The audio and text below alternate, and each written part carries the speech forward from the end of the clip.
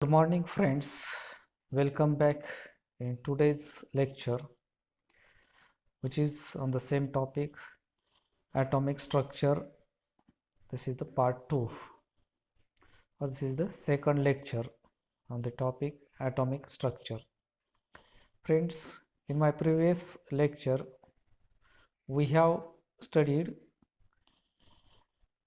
the 1.1 point, that is the Rutherford's alpha particle scattering experiment, Rutherford's atomic model, its drawbacks, black body radiation, Planck's radiation law, then Bohr's theory of hydrogen atom, its postulates, merits, demerits. Now, in today's lecture, we are going to study the next points, that is derivation of radius for an orbit, then velocity of an electron and energy of an electron, and some numerical problems based on the radius and energy. Here we are also going to discuss about the energy difference in terms of wave number and Rydberg constant, Bohr's explanation of hydrogen spectrum, the Sommerfeld extension of the Bohr's theory, and remaining points will be covered in the next lecture or next video. Now let's see first of all derivation of radius of orbits. Friends, we know that electron in an atom revolves in one of the stationary orbital around the nucleus, and here the Coulombic force of attraction of nucleus exerts on electron, and its value is calculated using this formula Z square by R square, and this force must be balanced or must be equal to the centrifugal force acting on the electron, which is calculated using this formula mv square by r, to keep the electron in an orbit. So when the electron is revolving in the orbit, these two forces, that is Coulombic force of attraction of nucleus on electron and the centrifugal force acting on the electron, they are here equal. So we have this equation Z into E square by R square equals to m into V square by R. Suppose this is equation number 1. Now here rearrange this equation for R, what is the radius, that will be equals to here R equals to Z into E square by m into V square. Suppose this is equation 2nd. But according to one of the postulate of Bohr's theory, angular momentum mvr of revolving electron is integral multiple of n of h by twice pi.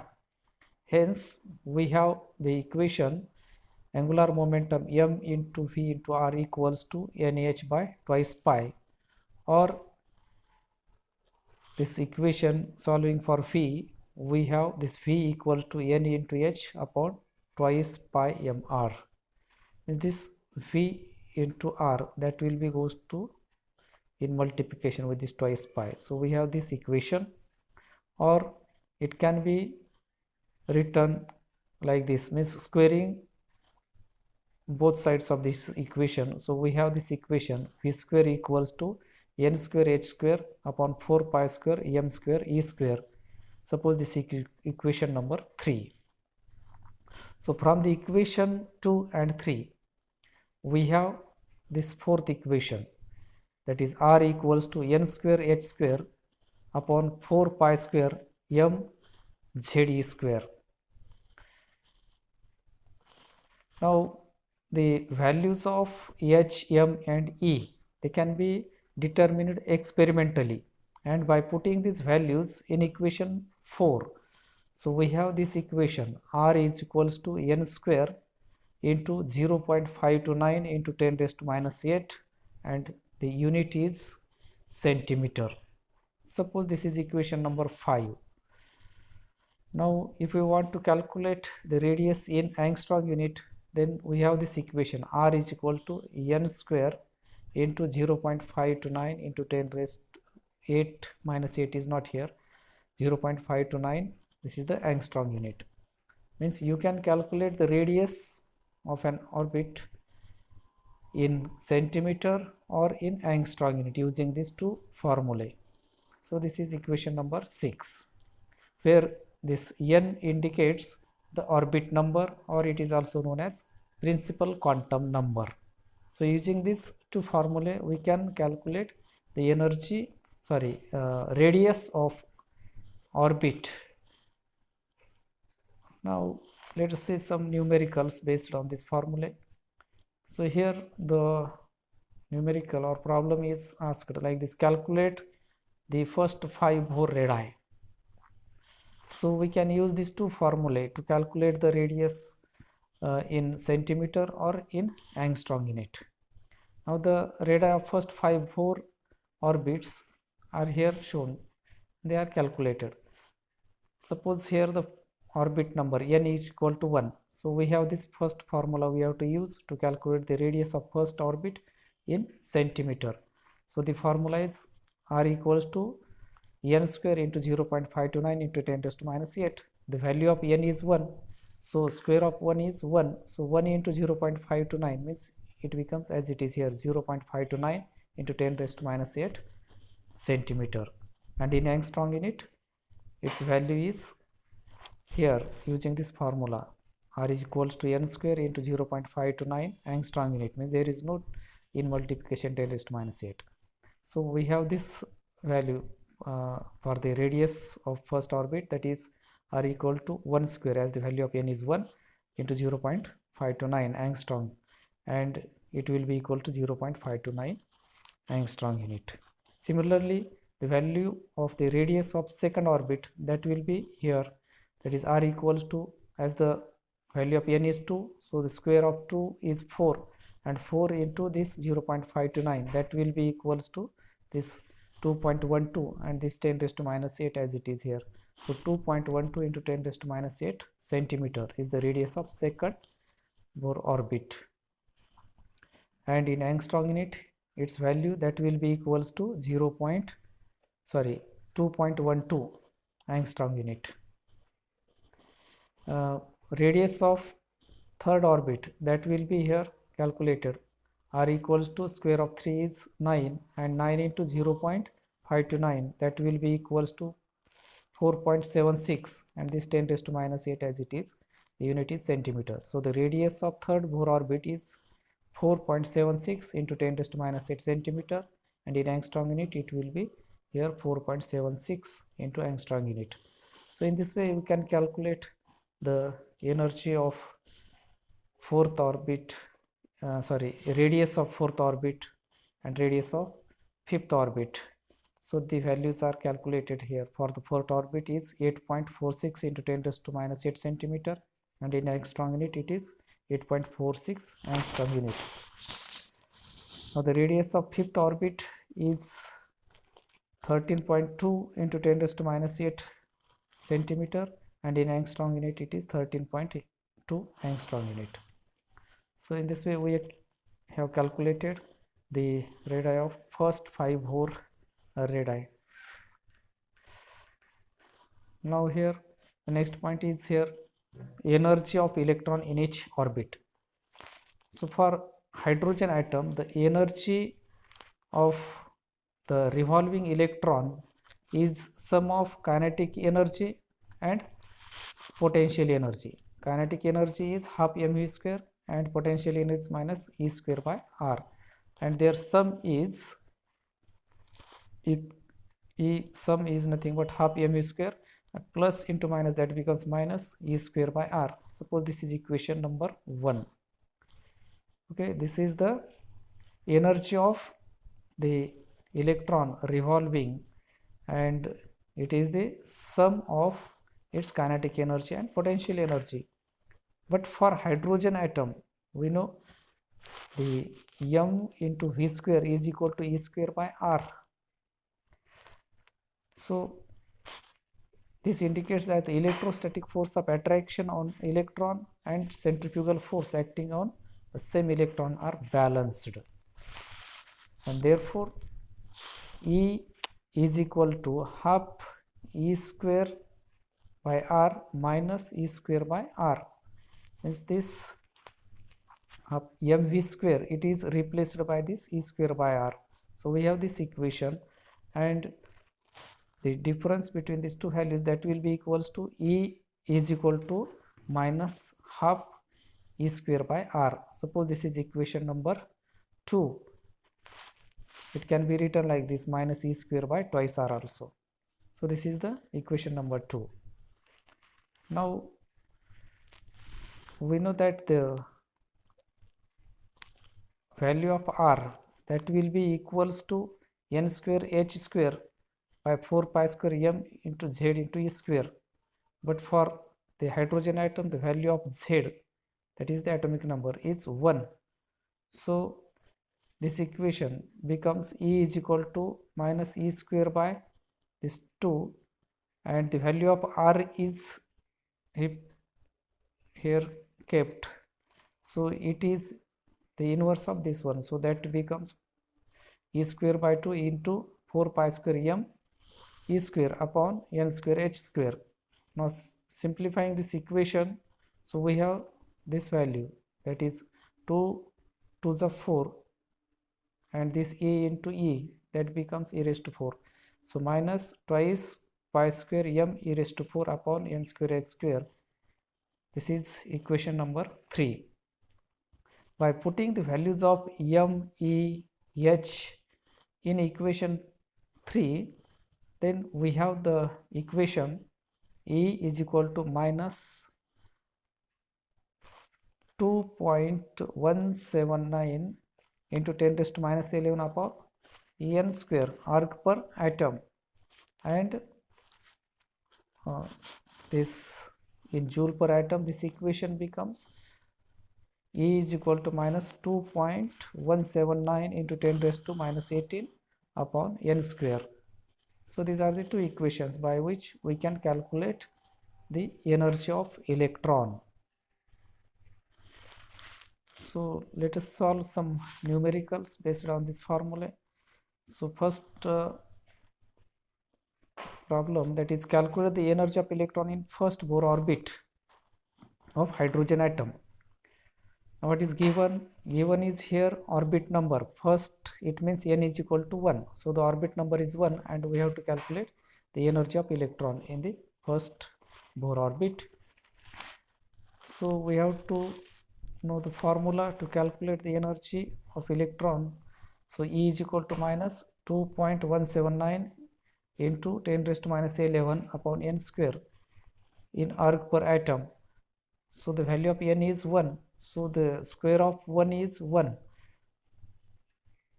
1 square means 1, and this value is equal to, this E is equal to minus 2.179 into 10 raised to minus 11 arc per atom.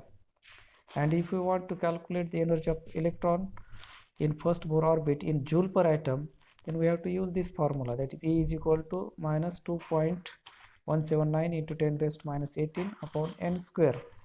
It is in joule per atom, and as the value of n is 1, so it is the 1 square as it is here, and square of 1 is 1. So we have this final value, that is E is equal to minus 2.179 into 10 raised to minus 18 joule per atom. So in this way we have calculated the energy of electron in first Bohr orbit in joule per atom and in arc per atom.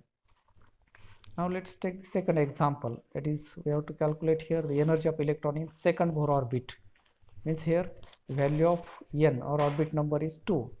So again here we have to use the formula E is equal to minus 2.179 into 10 raised to minus 11 upon n square in arc per atom, as the value of n is 2. So here is the 2 square, and the square of 2 is 4. So finally we have this value minus 2.179 into 10 raised to minus 11 upon 4, and after solving this we have this answer, that is E is equal to 0.54475 into 10 raised to minus 11 arc per atom. And in joule per atom we have to use this formula to calculate the energy of electron in second Bohr orbit in joule per atom.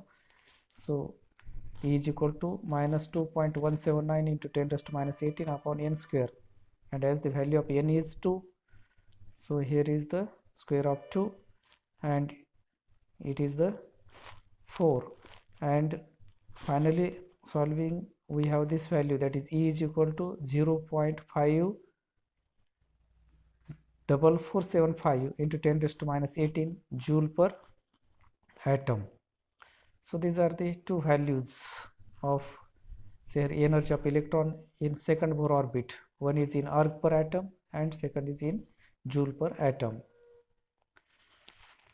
Now let's solve one more example, that is the energy of electron in third Bohr orbit.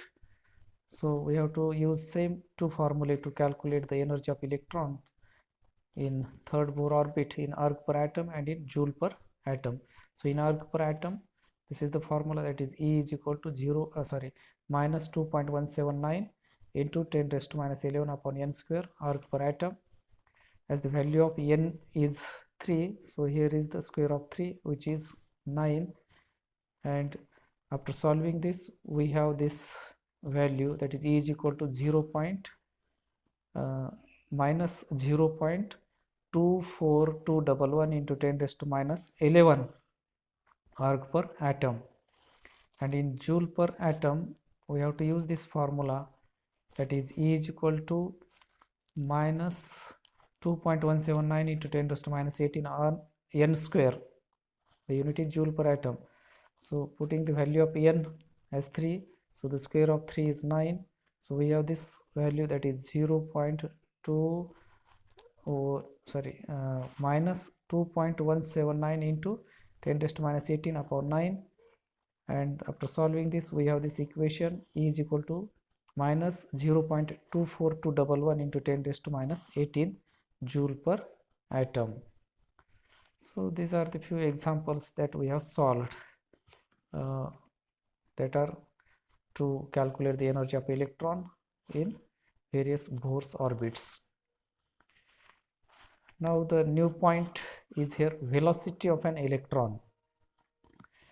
The radius of Bohr orbit is given by the formula, we know, that is R is equal to n square h square 4 pi square m z e square. Suppose this is equation number 1, but according to one of the postulate of Bohr's theory, we know that the angular momentum mvr is equal to nh by twice pi, or rearranging this for v, so that will be equals to nh upon twice pi mr, and this mr that goes in multiplication with this twice pi. So we have this equation, suppose this is equation number 2. Now we have to put up the value of r from equation 1 in equation 2. So we have this equation, that is v is equal to nh by twice pi m, and the value of r is here kept, that is inverse. This becomes 4 pi square m z e square by n square h square, or by simplifying this we have this v is equals to twice pi z e square by nh, and substituting the values of constants, finally we have this formula, that is v is equal to 2.16 into 10 raised to 6 into Zn, and the unit is meter per second. So this is the formula used to calculate the velocity of an electron. Now our next important point in our syllabus is energy difference of an electron in terms of wave number and Rydberg constant. So according to Bohr's theory, the energy of an electron in nth orbit is given by the formula En is equal to minus in bracket twice pi square m z square e raised to 4 upon n square h square. Let's suppose this is equation number 1. Here n indicates the principal quantum number and its value lies, or that may be 1, 2, 3, etc. up to n.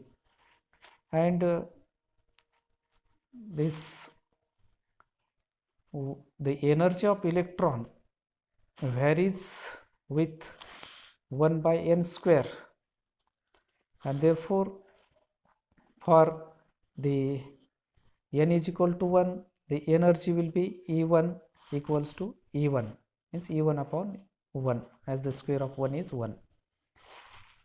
Energy for the second orbit, or that is the n is equal to 2, the energy E2, that will be E1 upon square of 2 is 4, so E1 upon 4.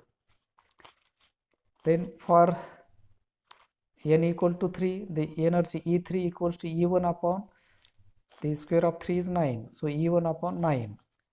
And the energy for the orbit, that is n equal to 4, we have the energy, that is E4 equal to E1 upon the square of 4 is 16, so E4 equal to E1 upon 16.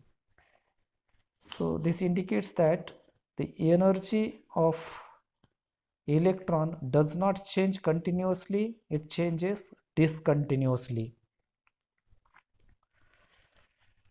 Now let us consider the electron in the higher shell N2, and the energy of electron in this higher shell N2 is given by the formula En2 is equal to minus twice pi square m z square e raised to 4 upon N2 square h square.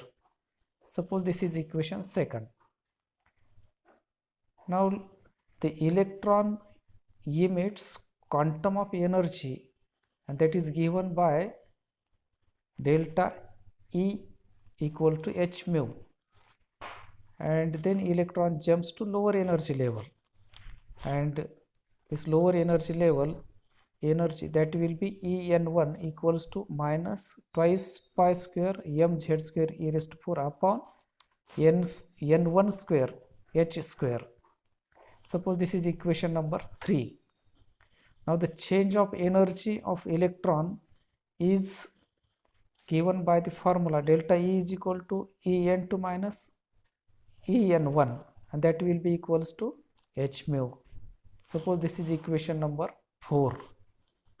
Or it can be given by using this formula, means by putting the values of En2 and En1 from this equation 2 and 3 respectively in this equation 4. So we have delta E as h mu as it is, which is equals to En2 is nothing but this value, that is minus in bracket twice pi square m z square e raised to 4 upon n2 square h square, and minus into minus, that becomes the plus in bracket twice pi square m z square e raised to 4 upon n1 square h square. Now taking the common factors outside the square bracket, so we have this formula, that is h mu is equal to minus twice pi square m z square e raised to 4 upon h square is the common, so it is taken outside the bracket, and in bracket 1 upon n1 square minus 1 upon n2 square. Or it can be written like this v or mu is equals to minus twice pi square m z square e raised to 4 upon h cube. This h cube means this h into h square, that becomes the h cube, into 1 upon n square minus 1 upon n2 square. But the wave number mu bar is equal to mu upon c. Therefore this mu bar wave number is equal to twice pi square m z square e raised to 4 upon h cube into c, in bracket or in multiplication here 1 upon n1 square minus 1 upon n2 square. Suppose this is equation number 5.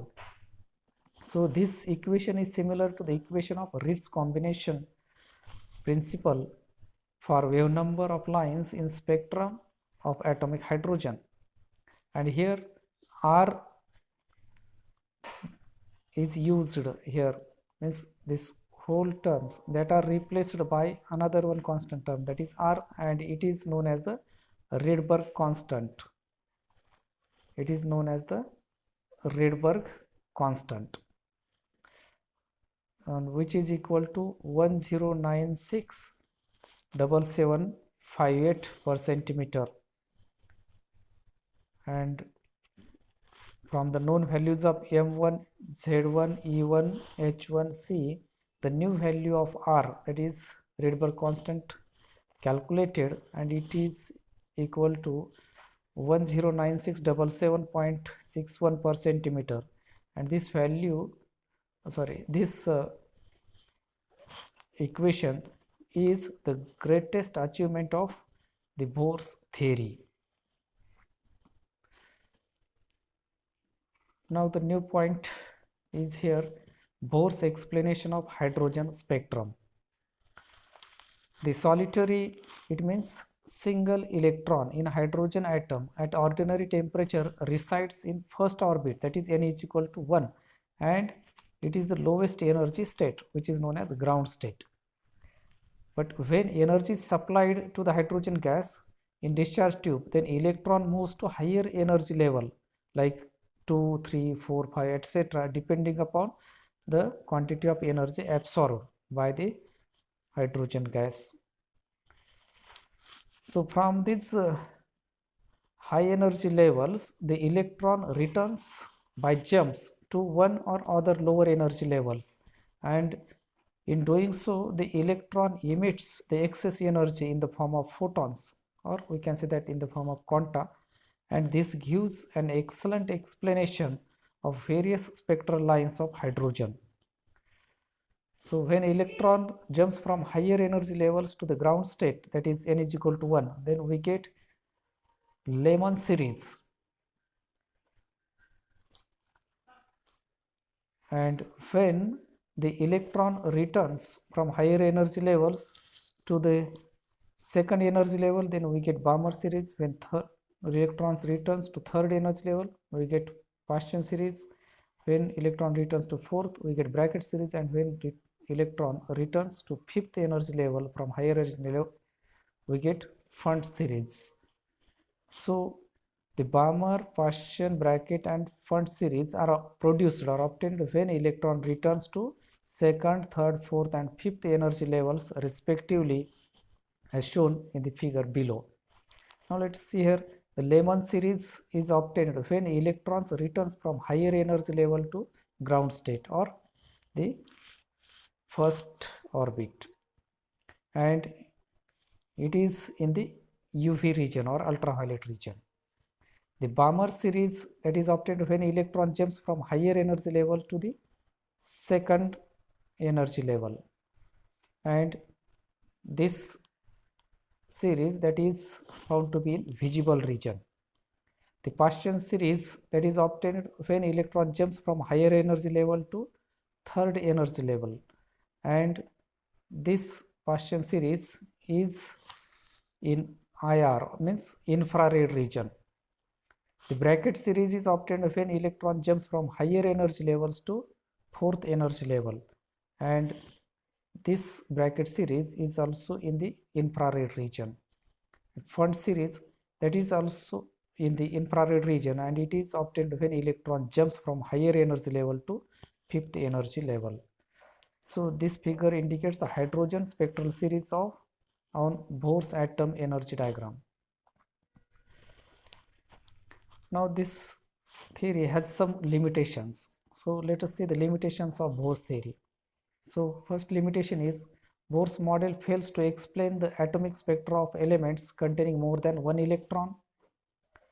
Its second limitation is it could not account the ability of atoms to form molecules through chemical bonds. Then its third limitation is the Bohr's theory could not explain the effect of magnetic field, which is known as Zeeman effect, and effect of electric field, that is known as Stark effect, on the spectra of atoms. The next limitation of this theory is when the hydrogen spectrum is observed by using spectrometer of high resolving power, then it is observed that individual lines are not singles but they consist of several fine lines lying close together, and such hyperline spectrum could not be explained by Bohr's theory. So these are the limitations of Bohr's theory. Now let us see the new theory, which is the Sommerfeld's theory, or it is the Sommerfeld's extension of Bohr's theory. And Sommerfeld's made some corrections in the Bohr's theory. So here we know that Bohr was able to calculate the radii as well as energies of stationary orbit around the nucleus in an atom, and those calculated values were found to be good agreement with the experimental values. And he also gave the hydrogen ion spectrum, and for this reason the Bohr's theory was widely accepted throughout the world. But few years later, the use of high resolving power spectroscopes revealed that there are very fine spectral lines which Bohr was not able to explain. Thus, to explain this point, Sommerfeld extended Bohr's theory and gave his postulates. So let us see some important postulates of Sommerfeld's theory. So first postulate is the stationary orbits in which the electrons are revolving around the nucleus in the orbit. The stationary orbits in which the electrons are revolving around the nucleus in the atom are not circular but elliptical in shape, just like see here. So this is the elliptical shape of the orbits in which the electrons are revolving around the nucleus, and this elliptical orbits, that is due to the influence of centrally located nucleus, and the electrons revolving in elliptical path with nucleus at the center or nucleus at one of its foci. So there will be a major and minor axis of the path, means there will be major and there will be minor axis of the path in this particular elliptical orbit. So according to Sommerfeld, the boarding of the orbit, the lengths of the two axes approach to equal value and ultimately become equal, that is path becomes circular. Means when the values of minor axis and major axis becomes equal, then that orbit becomes circular. So we can say that this circular path is just one special case of elliptical path, and as electrons travel in elliptical path, it will have an angular momentum, and this angular momentum must be quantized according to quantum theory of radiations, and Bohr gave that angular momentum, that will be equal to m is equal to h by twice pi. But according to Sommerfeld, the another integer k can be used instead of n, and here the k stands for azimuthal quantum number. The n and k are related by the equation, that is n by k is equal to length of major axis upon length of minor axis, and with increase in the value of k, the path becomes more and more elliptical as eccentric and eccentric. When k and n are equal, that is k is equal to n, then the path becomes circular, that is already known to us. Bohr was not able to explain the reason for the fine spectral lines visible by high resolving power spectroscopes. but Sommerfeld gave the reason for the same, and according to Sommerfeld, the energy of stationary orbit depends not only on the value of n but on the value of k to some extent as well. So when a transition of electron from higher level to lower level occurs, means when electron jumps from higher level to lower level, then it would be different from what proposed by Bohr, as there may be more than one values of k. In this way, Sommerfeld was able to explain the reason behind those fine spectral lines. Even the frequencies of some of these fine spectral lines comes to be in well agreement with the frequencies of Sommerfeld, and Sommerfeld theory is also sometimes referred to as Bohr-Sommerfeld theory.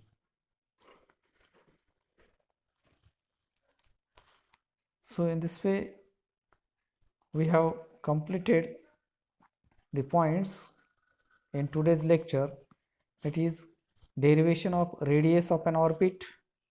Then we have covered velocity of an electron and energy of electron.